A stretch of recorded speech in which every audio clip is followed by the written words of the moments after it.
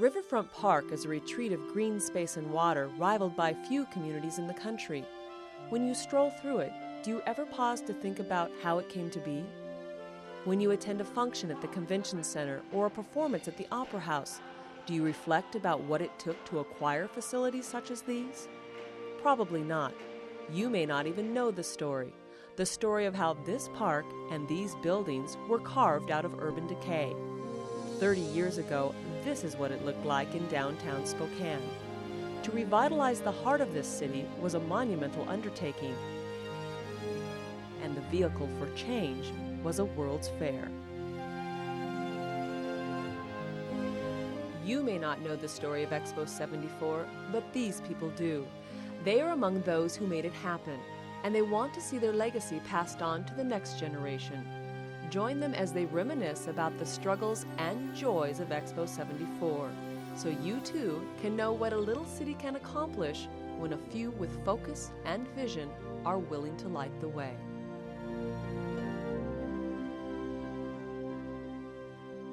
Probably the most disappointing thing is that now, after 30 years or whatever, there are a lot of people that have absolutely no concept of how it all came together. You know, in the community, I think the Expo really was kind of the culmination of about 15 years of revitalization efforts.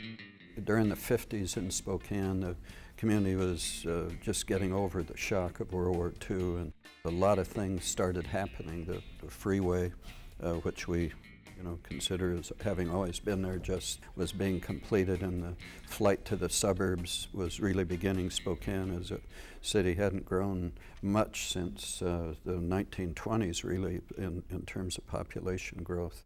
They put a massive package of bond issues on the ballot in 1962. Well, the voters were very interesting. They pick and chose their way through that election and turned down the airport issue, turned down the civic center issue, but they did say yes to libraries, streets, and fire stations, which is kind of a normal thing that happens anyway. But out of that kind of came the reputation for Spokane that everybody gets together once a year and votes no on things. But out of all of that then came the movement for the downtown revitalization. King Cole came in '63, came up as a hotshot young planner from San Leandro, California, and turned out he was. And he started things like the Parkade project and some other things. It was kind of a walk before you run thing, but then out of his fertile mind and some others came this concept for the World's Fair. I was brought to Spokane because of the state of the downtown, because of the bare, meager outlook that we had for the future of the downtown and therefore of the community. But there was a small group, a little larger than this, but not much larger, of people who had never done anything like this before in their lives, and I was one of them. And we came together, and a town that never could possibly have thought of doing something like this in its life, and with a dream that was just bigger than any one of us, and certainly bigger than all of us put together, and being part of the group that made it happen. King Cole had been directed to plan a celebration for 1973 that could help revitalize the city. After speaking to consultants who helped with the Seattle World's Fair 6 years earlier, it was decided to try for something that might have a more lasting impact. People that we were talking to, which was ERA, the consulting firm, said, you'll have a big party, it'll cost you $1 million, and you'll just have a hangover. He says, why don't you have a World's Fair, spend about 3 times or 4 times that much and in getting started and see what you got. So I went to the board, and they went back to the consultants, and the consultants came back and said, it's feasible, go for it. Cole took a trip to Paris, and to just about everyone's surprise, staff at the Bureau of International Expositions, or BIE, offered early support to the idea. This support was vital because any groups wanting to have an exposition anywhere in the world must first apply to and have their idea accepted by the BIE. So it was with the BIE's encouragement that Cole and Company busily set about planning how Spokane could qualify for a specialized category World's Fair. In this special category, none of the structures could be permanent. they would have to come down after the fair closed. That would leave room for the ultimate residual of developing a park on the site when the fair was over. The first challenge was acquiring the site. There were 2 levels of railroad that completely blocked the downtown area from the river. Yeah. There are a lot of visitors to our community who didn't understand there was a river that ran right through downtown Spokane. From an attitude point too, it separated the north and the south part of our city. Tracks were just like those elevated tracks in New York City. King used to call it the Great Wall of China. The fact that you had to get the railroads to agree, I mean, that in itself was an absolute miracle too. The secret was getting a leadership group together to go over to Portland to visit the regional heads of all the railroads. There are 4 railroads. People used to say, if you want to do business with anything in this country that resembles the slowness, the intricacies, the bureaucracy of the federal government, try a railroad. And we had 4 of them. Union Pacific and the Milwaukee were on the trestles, and the Great Northern was on the level, and up a few blocks is Northern Pacific, which where the tracks are today. None of them were using those tracks to any great degree. In fact, they were just running trains to keep their rights on there. Our first meeting, we said, that's the first question. If this whole thing were to work out, could you be out of there by 73? And the second question, we said, how much it's going to cost to do this? So they came back and they said, well, we could do it in 73, but it's going to cost you about $16 million. And I remember the Union Pacific fellow looking at us, and I said, well, that's what we wanted to know, because we're going to go to your superiors and ask them to donate the property. And so I remember the fellow with the railroad was a great big guy. And he laughed. He thought that's the funniest thing he ever heard. At the beginning of that process, if you had said, well, we need this property, we need 4 major intercontinental railroads to get together, we need them to leave by 1973, we need them also, of course, to donate the property there. We aren't going to buy it, they donate it to the city. If somebody had said that would all happen back in 1968 or whenever the process started, you would have said, well, you're crazy. We had an appointment with the chairman of the board of Union Pacific. Very hard man to get to see, because they didn't just have railroads, but they had oil wells all over the world, and they were a big holding company for a lot of things. But we got the appointment. We went in, and the door opened, and the chairman came out, and he looked around, and he said, "Where's Rod Lindsay?" And Rod, who was our chairman, says, "Here I am." And he said, "Oh," he said, is your name Rod Lindsay?" He said, "I thought it was Rod Lindsay who was coming to see me, the mayor of New York's brother." And he said, "Oh, well, he was out in the room, and he said, well, let's talk anyhow. I don't know, what is it you want?" And so that was a completely miraculous, serendipitous shot in the dark. We had we had nothing to say about making it happen. It was one of the miracles of the many miracles that got us there, and Rod Lindsay was the right Rod Lindsay in the wrong room. You know, I think there's one thing that we got to keep in mind when it comes dealing with the railroads. Warren Magnuson was a senior senator, and he was, I don't think we could have done it without him. He was on the Appropriations Committee of the United States Senate. Warren Magnuson was God to the Interstate Commerce Commission, and the Interstate Commerce Commission was God to the railroads. When Warren Magnuson called John Kennefick or Bill Quinn from Milwaukee and asked him to come down and have lunch with him, and he wanted to talk something over, they were there. As onlookers watched with amazement, the railroads relocated and donated their portions of the proposed Expo site to the city. We took up 10 miles of railroad tracks, tore down trestles, removed laundries, got rid of travel lodges, motels, warehouses. I said we didn't have a site, we had a demolition job that would later become a site on a river that, when water was in it, could be fairly dangerous in terms of putting about 4.8 million people on it over a 6-month period. Yet even with the location secured, there were still other incidents that could derail the fair. One centered on a bond issue needed to pay for the city's portion of the infrastructure and necessary site improvements.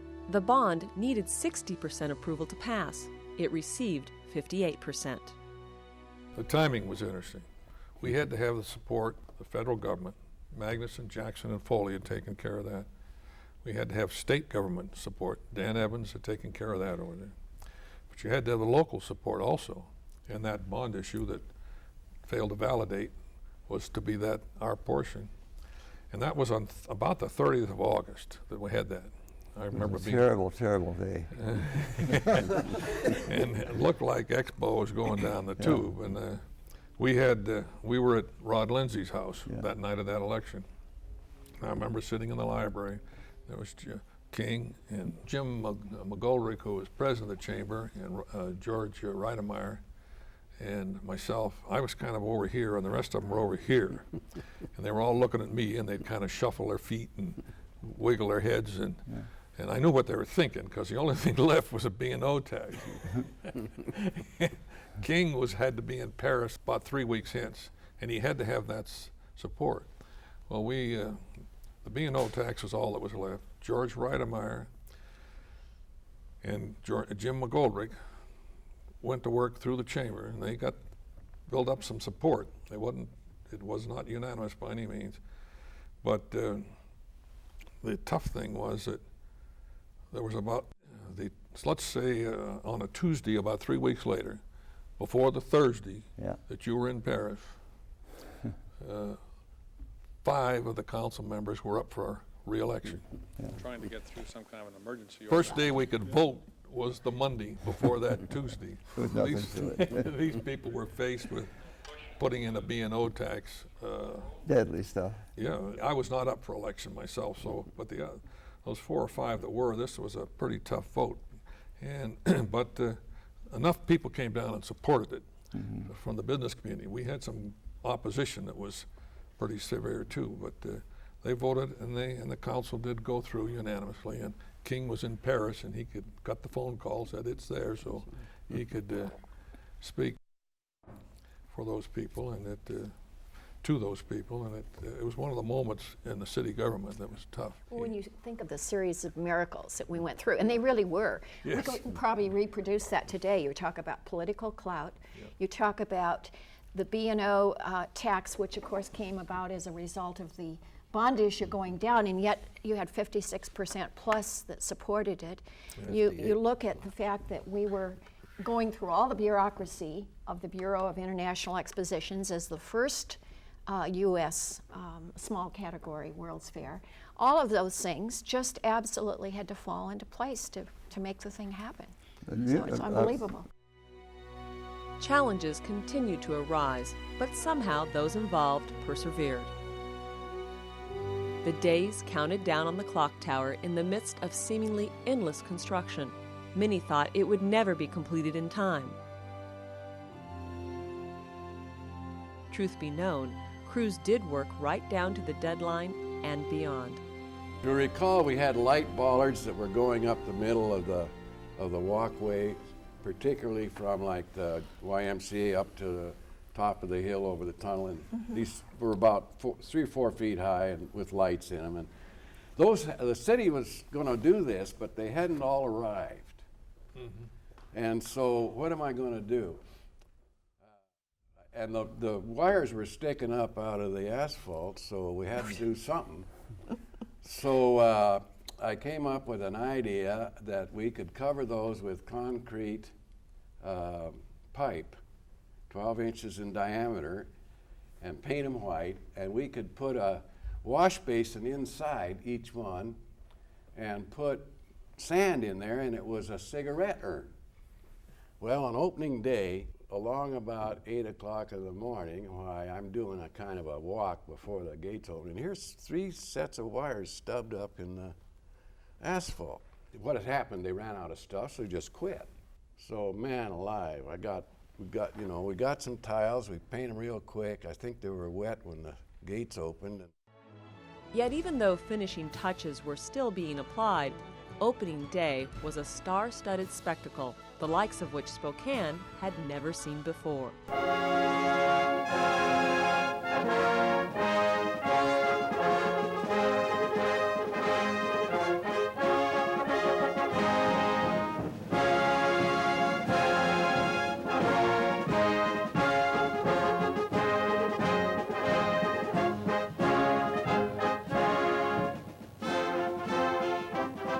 The sun came out.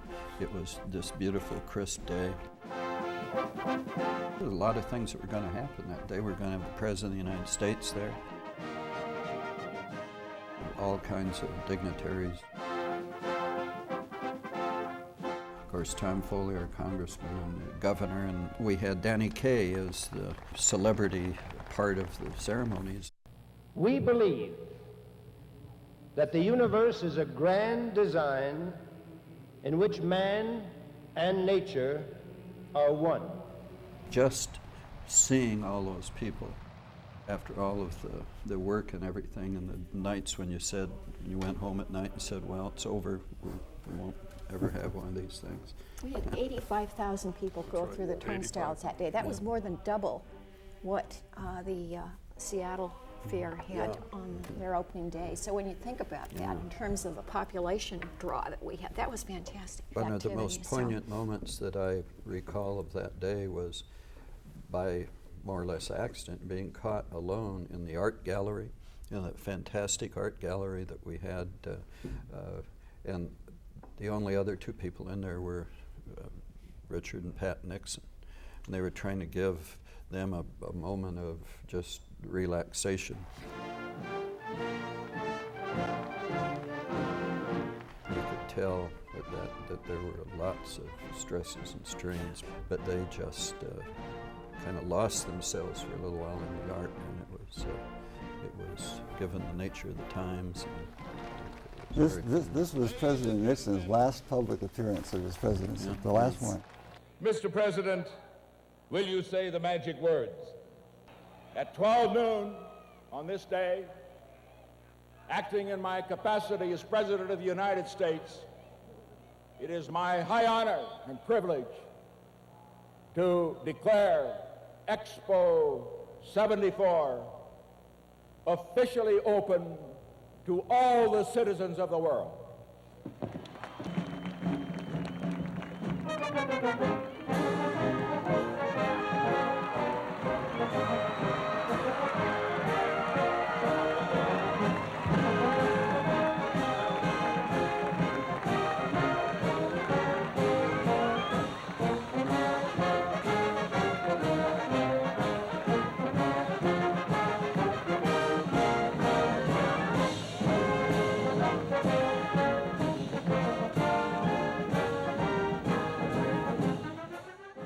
So while all of these exciting things were happening on the floating stage, some of us were back in the office as Paul was planting flowers or whatever.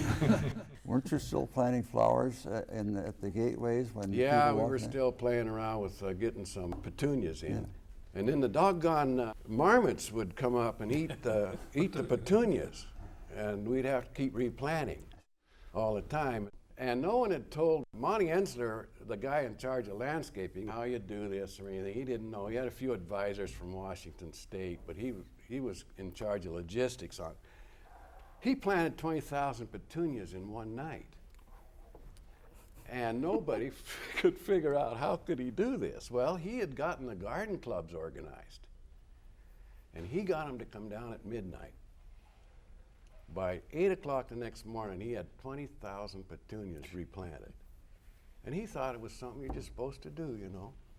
That was so typical, though, Paul, well, we had of the story of the fair, of volunteers. They would do these things, and if you needed something, somebody got it for you. I'll tell you, it was such a joy to do the thing. Well, this is the headquarters building at Expo 74, and today is what's known in the trade as Press Preview Day, and that's who all these people are, a part of the 500 to 600 visiting newsmen who are in the city at the moment to take a preview look at the World's Fair.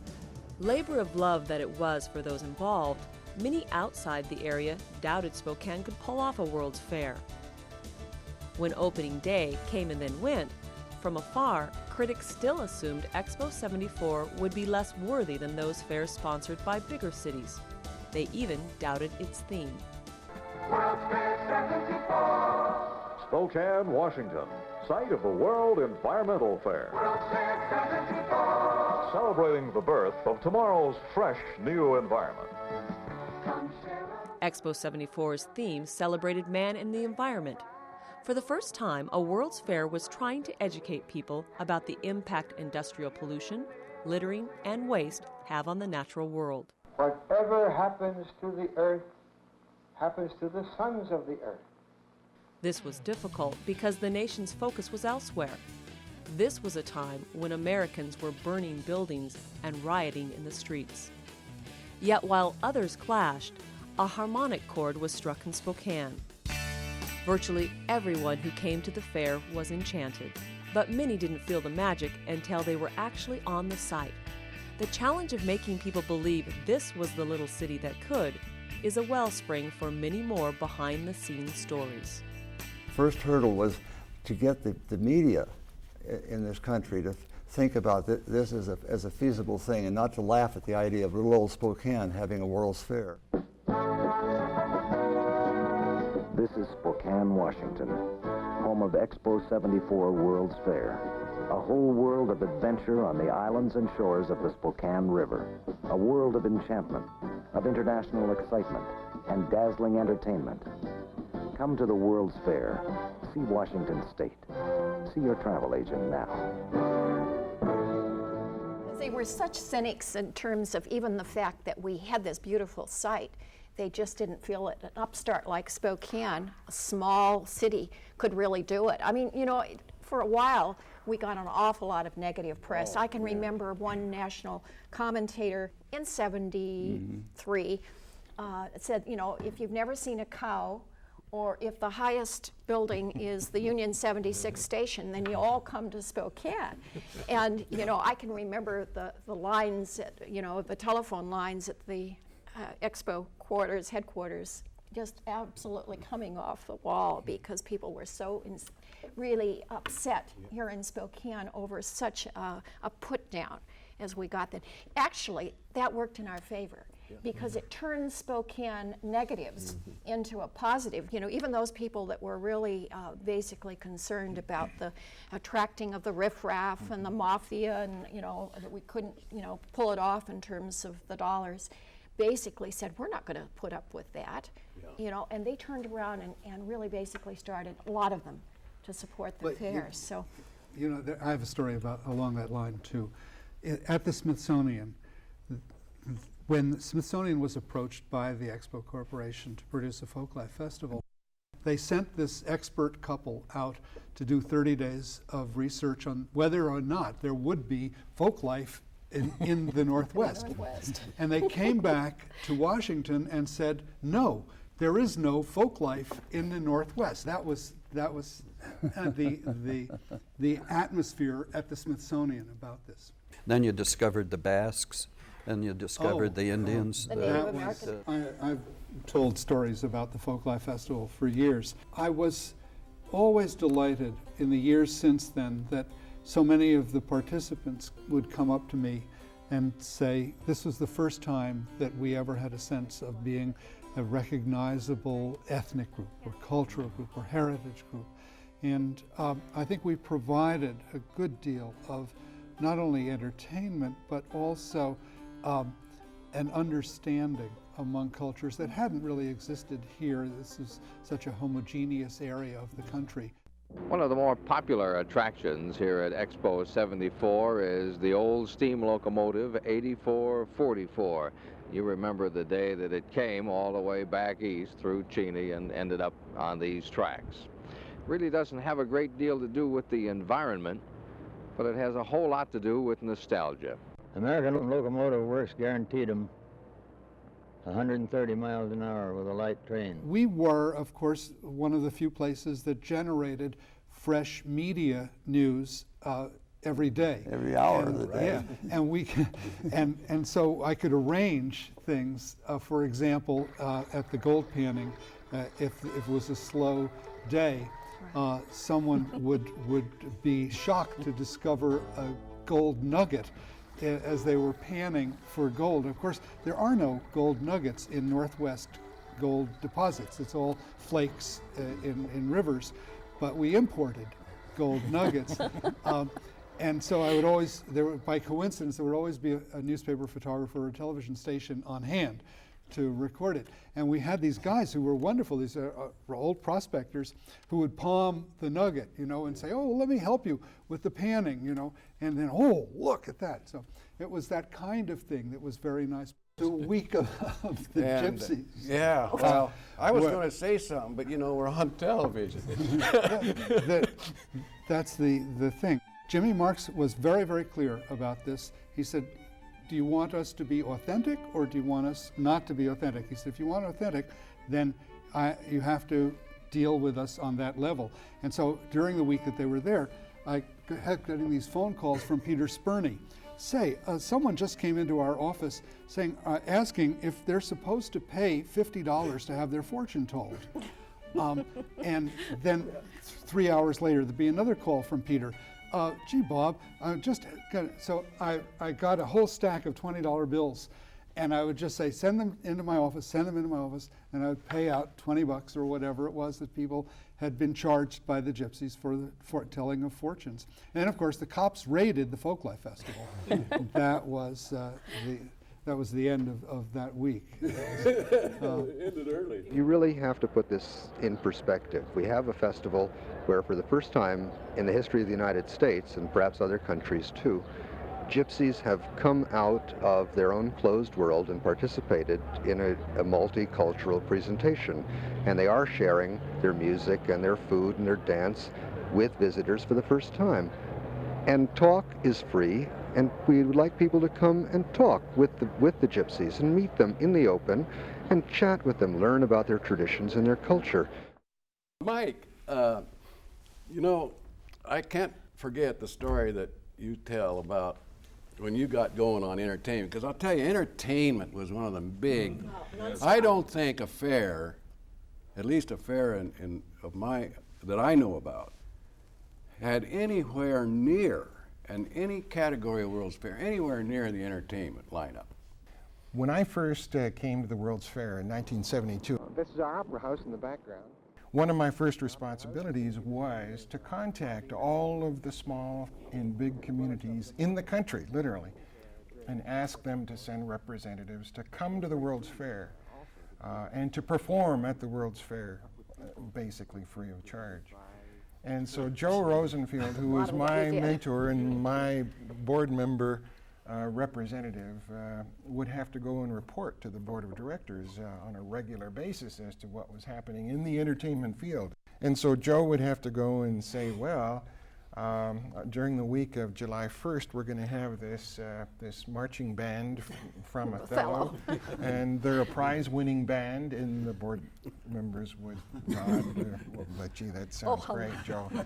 And then the following week, the Angus Scott's pipe band will be here from Nelson. And, oh, gosh, it really sounds pretty good.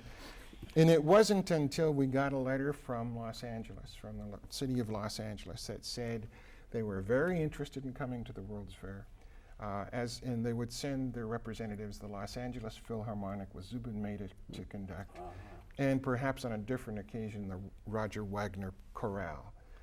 And so I looked at this letter and I talked to Joe. You had arrived. Now Joe had something really to discuss with the board of directors, and that was the door that opened, and the floodgates started to happen. The Spokane Symphony opened the Opera House on May the 1st, and the World's Fair opened on May the 4th with Zubin Mehta conducting the Los Angeles Philharmonic.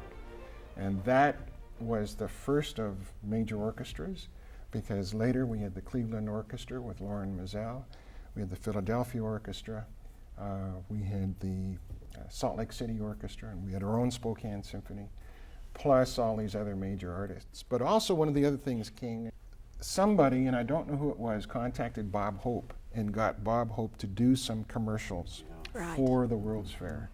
And Bob Hope's visage on the commercials also gave credence to the fair.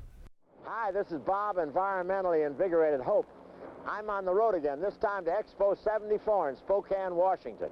It's so lush you wouldn't believe it's Crosby's hometown. Now, 11 nations are here to celebrate the birth of tomorrow's fresh new environment, along with the greatest entertainers and famous sports figures from around the world. And now the doors open, and pretty soon Liberace said yes, he'll come, and Belafonte, and The media sometimes still didn't believe. I can remember them looking at our calendar of events, and of course they saw the Othello band, and along with all these big names.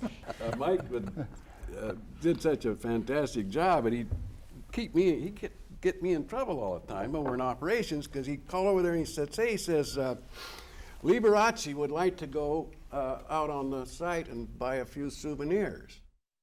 I sent Bill Burke, my kind of #1 guy in the warehouse and everything. I get a hold of Bill. I said, Bill, get a golf cart and go over to the green room, and Mike wants to pick up Liberace. Mike says he wants to go out and buy some trinkets and stuff. Well, the minute Liberace steps on the site, the whole thing's gone. You know, the site changes, and you got 38,000 people trying to see Liberace. And Liberace buys this stuff and, puts it in the golf cart. In about 20 minutes, I get a call, and Burke says, well, get another golf cart. So I go send another one out. Pretty quick, we got 4 golf carts behind this guy, going around the site. Here's Liberace getting out of the golf cart, go buy a bunch of stuff. Here's the whole crowd at Expo trying to see what he's doing. The whole place, it just turns into a turmoil. And so security starts calling. I said, well, I called Burke and I said, figure out something, but you got to get Liberace off the site. He says, okay. He says, I'll do that. He says, I'll just tell him I haven't got any more golf carts. He says, go ahead and tell him something, but get him off of that place. Because he'd been out there about an hour and a half, and he's having a show, because the guy was a showman 24 hours a day. So he's just having more fun than anybody. There were numerous domestic exhibits, often sponsored by corporations. There were also 9 foreign exhibitors at Expo 74. Given that this was still the Cold War era, most were more than a bit surprised that the country to make the first and largest commitment to the fair was the Soviet Union. The land, its mineral wealth, waters, forests, factories are state property. That is, belong to the whole people. That's the credo on the USSR pavilion, one of the largest and expected to be one of the most popular here at Expo. Добро пожаловать. Welcome to our pavilion. They took 55,000 square feet, if my memory is correct.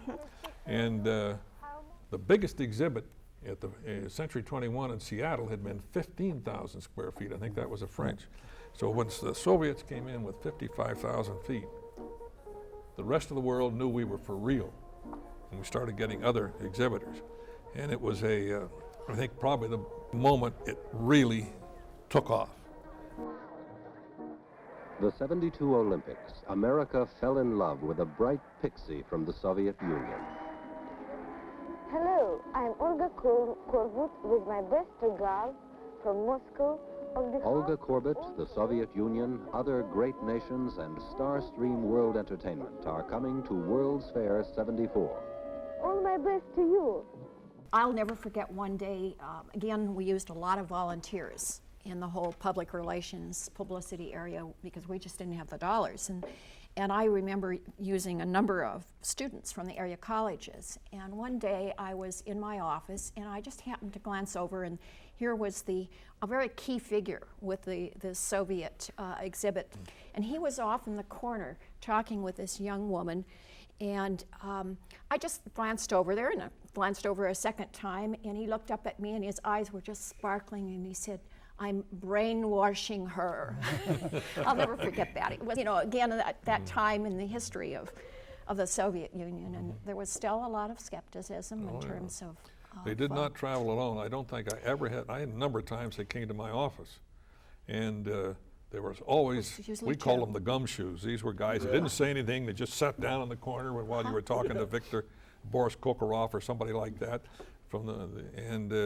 They were never alone. But the consul general could travel. Yeah. Usually he traveled alone. But I remember we came close to having some real fiascos because I remember one time we wanted to do a barbecue at a little ranch outside of Spokane so that they'd have a sampling of what it was like on a farm.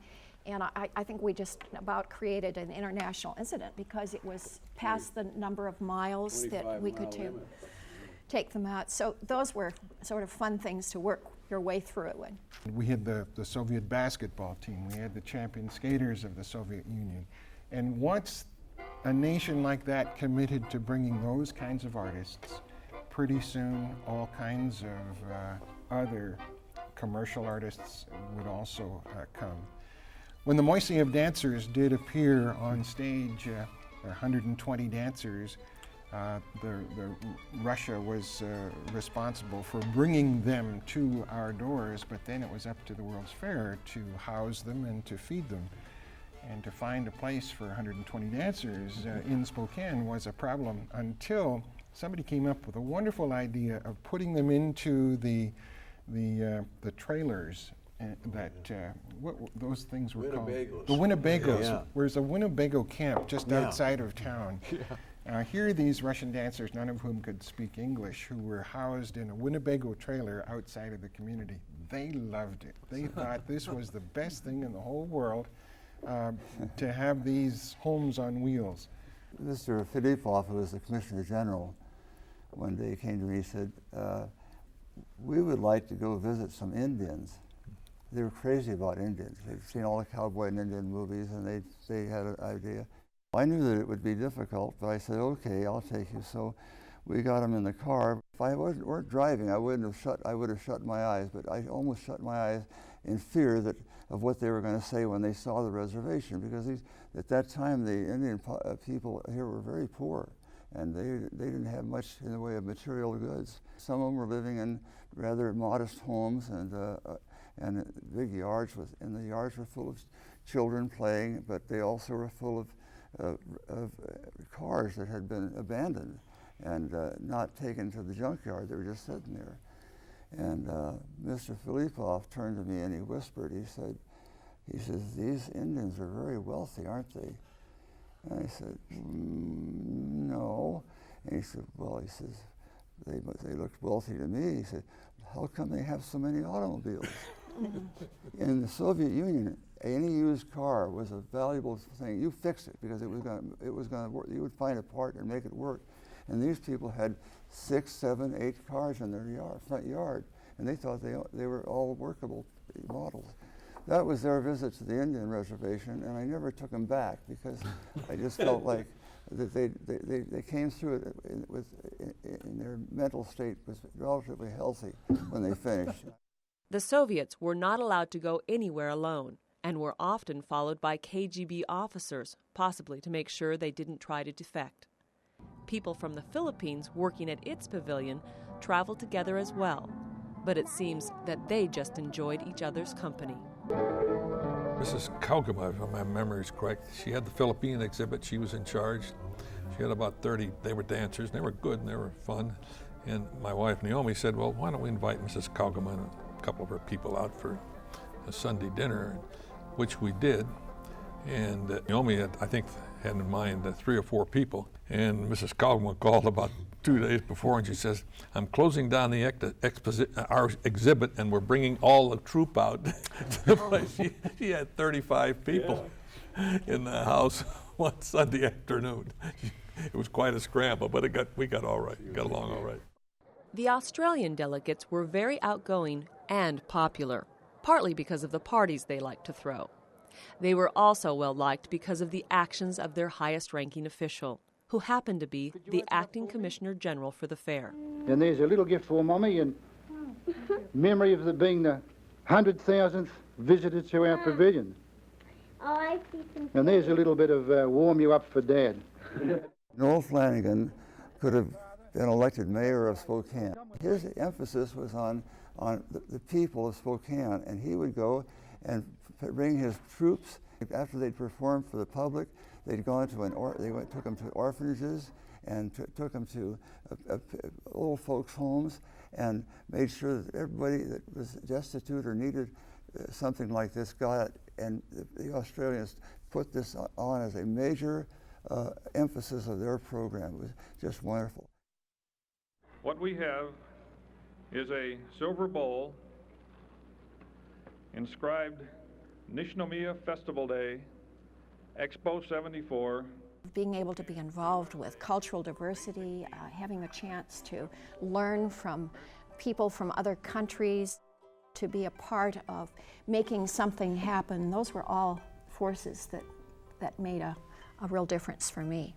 Out of the fair, I think for me, when I took a leave of absence from the community colleges, was the opportunity to get the I can do spirit back into Spokane, the optimism, the really building on the economic development initiatives, which meant jobs for people and meant a prosperous community. So those were really, I think, underlying components for me. To me, it's somewhat similar. I think it was the extreme positive attitude of the board of directors, of the individuals who worked for the fair. You couldn't find anyone in a room working on the World's Fair who would put up barriers that would stop things from happening. It was the kind of thing where no matter what the objective, no matter what the problems were to get to it, we were going to find a way to get it done. And as Jack had indicated, by opening day, and then throughout the next 6 months. So to me, it was that positive attitude that frankly I don't think exists quite the same way as it did then. What we have now are people, I think, who are more inclined to put up a barrier and say no. It's extremely easy to say no. You can stop all kinds of projects by saying no, but it's very, very difficult to make them work. And that's what I have taken from the fair.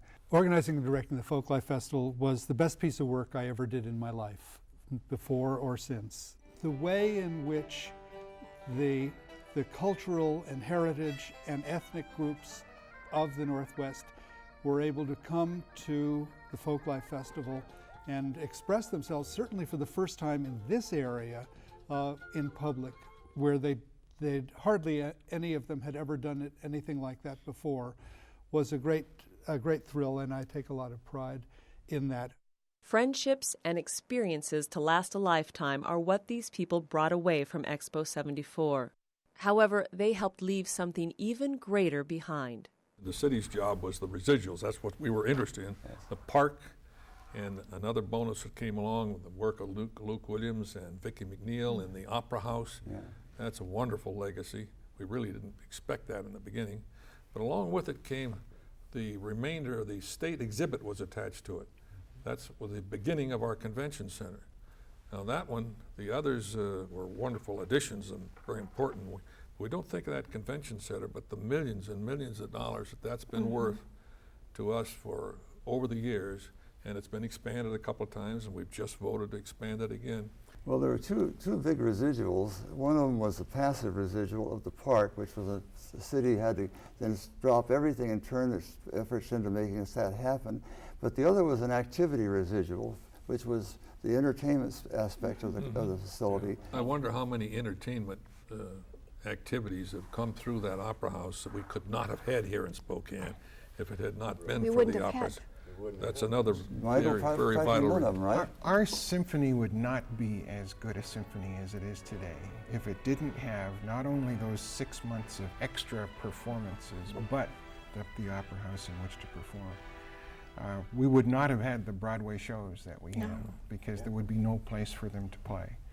I really believe that most of the major concerts that we have would not have played Spokane without those kinds of facilities. All this entertainment, all these conventions and people visiting here, those are very significant economic residuals. I had the opportunity to go up from there and do 5 more World's Fairs, and so I had the opportunity to compare the Spokane Fair as opposed to the other fairs. Smallest city that ever held a World's Fair out of 127 since 1851. By far the best example of residual value and residual use, comparatively speaking, to other fairs.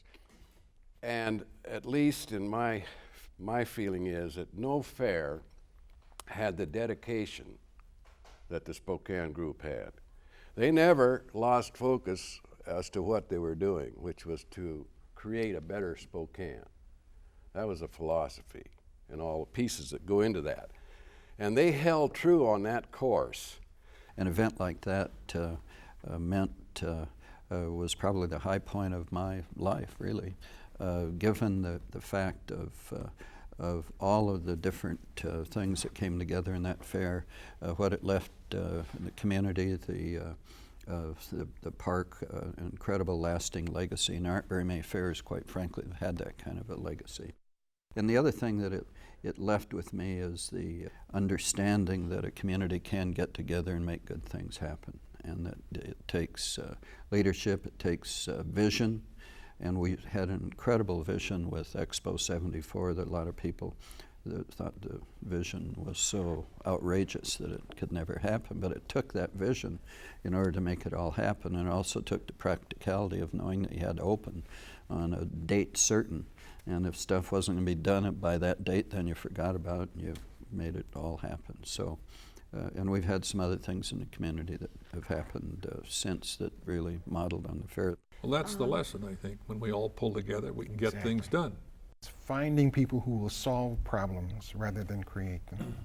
It's a positive kind of, yes, I can. You know, it's, yes, I can in and Spokane. But you all are right. Here we are right today on the threshold of another era if we want, because we've got the ingredients of the stepping stones into that era in the passage of the bond issue that we just saw pass for fixing our entertainment facilities. What else is it doing? Marabou Point, yes, certainly, and out at the Fairgrounds as well. These are well needed in the community, and I think are a major stepping stone of positive value. I guess the challenge for us is to say to people coming up in leadership positions is to be willing to take risk and to have that kind of can-do spirit that is important to be able to make good things happen. People say that power is a bad thing in many cases, the use of power. It's the abuse of power, it's not the power. It's important that young people coming up into leadership roles in a community be totally non-selfish and understand how power works. These things work because of power. Individuals have power, together they're powerful. And I think this is what is lacking in terms of initiating projects that are really good projects for everyone, is that they don't understand, first of all, what power is. It's a bad thing now. It didn't used to be. Secondly, what you do with it. And thirdly, how through collective use of individual power you can move mountains. I think the long and the short of it is it's a classic case of a real triumph of public and private coordination. Everybody pulled together. It was just a breathtaking thing for me to be a part of, and I'll never forget that, and I'm eternally grateful to all of you who made it happen. Ladies and gentlemen, look at the clock. Nothing but zeros. I remember when there were 1,000 days to go, and I am here to very briefly pay tribute to the people of this community, of this state, of this region, and of this planet who have overcome insuperable obstacles during that 1,000 days to make this exposition the success that it is now today proven to be. Another aspect of environment that occurs to each of us, of course, is what this magnificent expo is going to leave as a legacy.